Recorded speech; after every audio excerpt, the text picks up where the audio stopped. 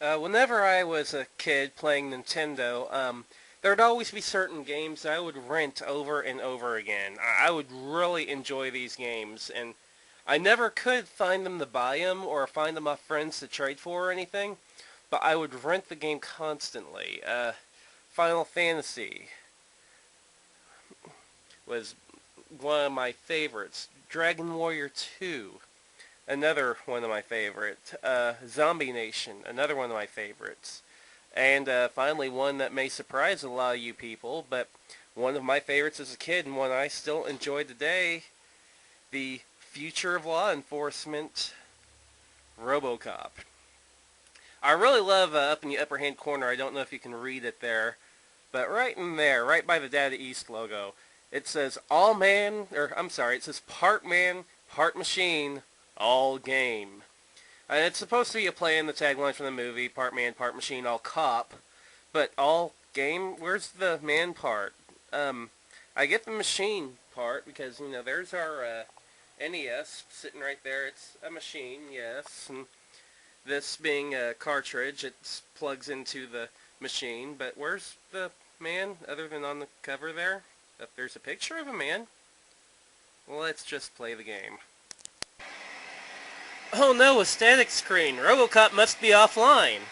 No, that's not the case. I think that this is a killer starting track for the game. Actually, I think all the music in the game is awesome, but it starts up right when you power on. So let's power on and check it.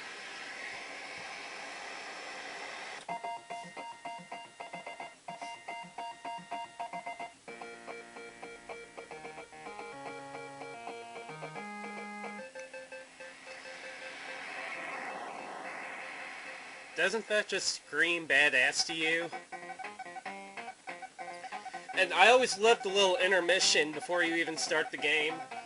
If you let the title screen go on a bit. It's like Robocop's actually booting up. And you get kind of a diagram of how he's built and everything. His weight, which is 250 pounds, is surprisingly light. Of course, he's made out of titanium. It is a light metal. Then it shows you all its little hardware, a short-range radio, biometric, whatever you pronounce it, oil pressure, motor, main fuel battery, oil pressure, it's kinky, an interface needle, oh, it's also kinky, bulletproof and heat-proof soft armor. It's soft? A shockproof frame, a gun holder, and then finally your prime directives. Serve the public trust. Protect the innocent, uphold the law, and then whatever that classified one is, and we don't need to know about it. Shouldn't be important later.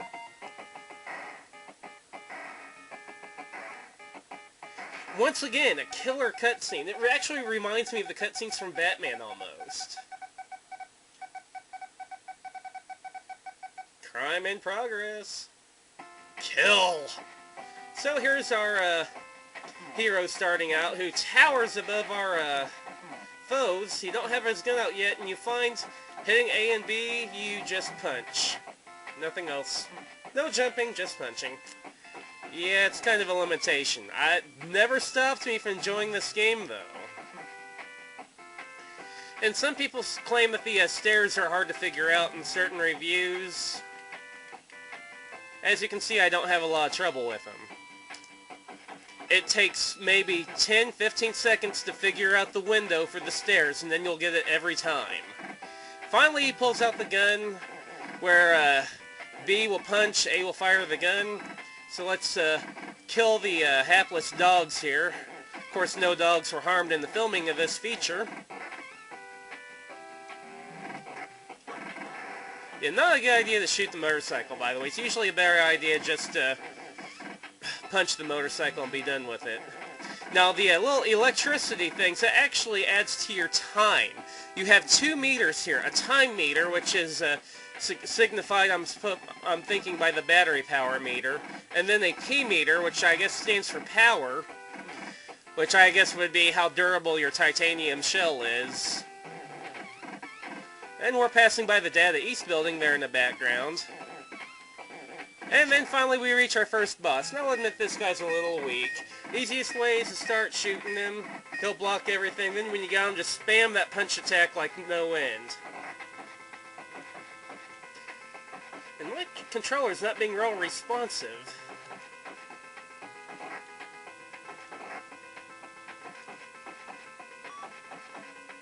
And you spam it, he goes down, and that is the end of the first level.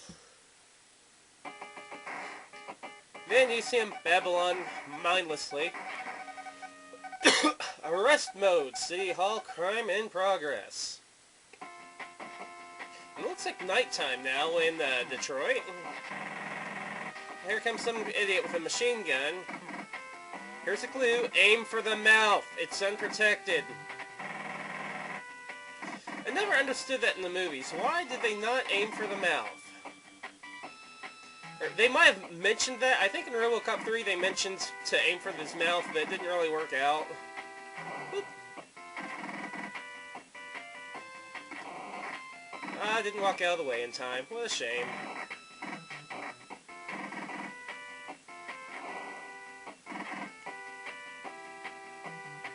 And you see some really small police cars in the background. Those look like some midget police cars. Let's go and snag the power up and then shimmy in the door. And for some reason, our future of law enforcement here puts the gun away when going into a hostile area. Sharp.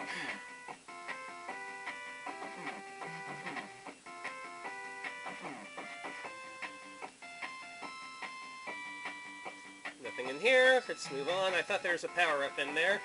There is right out here, though. We can increase our timer. Move up the stairs. Once again, you see, unlike some reviewers, have no problem figuring out where the stairs are.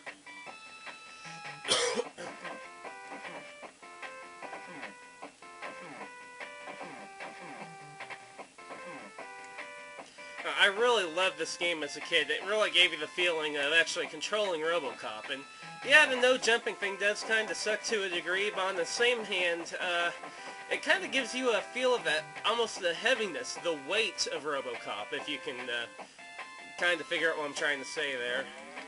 More power. Probably need to watch my time a little bit. Oh, there's Blue Boy again.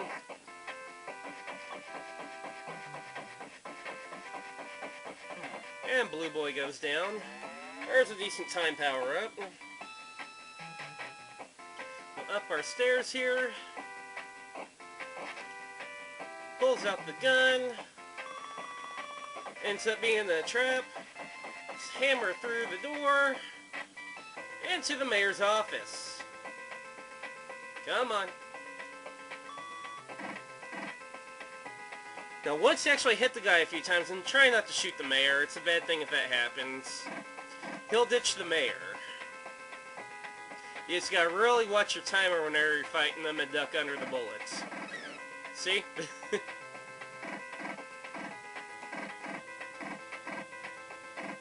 And watch when he jumps, too. You will hit the mayor if you're not careful.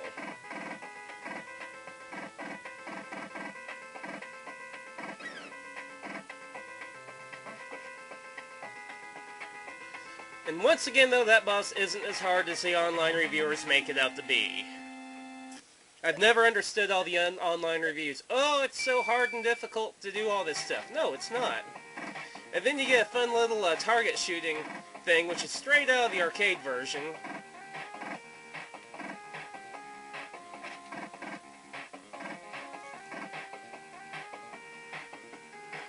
It's just a, small bonus point thing.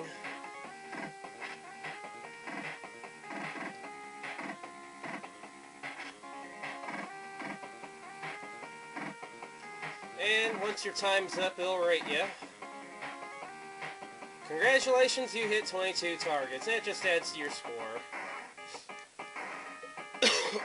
I'll probably end this right at level 3. I can sit here and play through the whole thing and beat it pretty quickly, to be honest, but I'll probably stop this one here. But it just shocks me as to how many angry video game reviewers rate this game as, being horrible and terrible and whatnot, when as a kid, I enjoyed it. I thought it was a really fun game. Is it perfect? No. Is it flawed? Yeah. but it's fun. At least to me it is. I mean, you know, maybe I'm wrong, maybe I'm insane and I need to listen more to all those angry game reviewers out there, but I enjoy this one, and really that's all that matters. It don't matter what someone rates a game, if it's good, bad, or awful, or whatnot. As long as you enjoy playing it, that's really all that matters. And now we have a setup too, where you can pick up weapons later in the game. I believe the second level is the first one where you find one. You pause the game, and you can select between your standard or your whatever gun you pick up. There you see I have a submachine gun. We'll unpause it real quick. Shorter range, but really spits out the bullets. But anyway, this is getting a little long in the tooth, so I better end this review here. But we will see you next month for the next NES Game of the Month. Thanks for watching.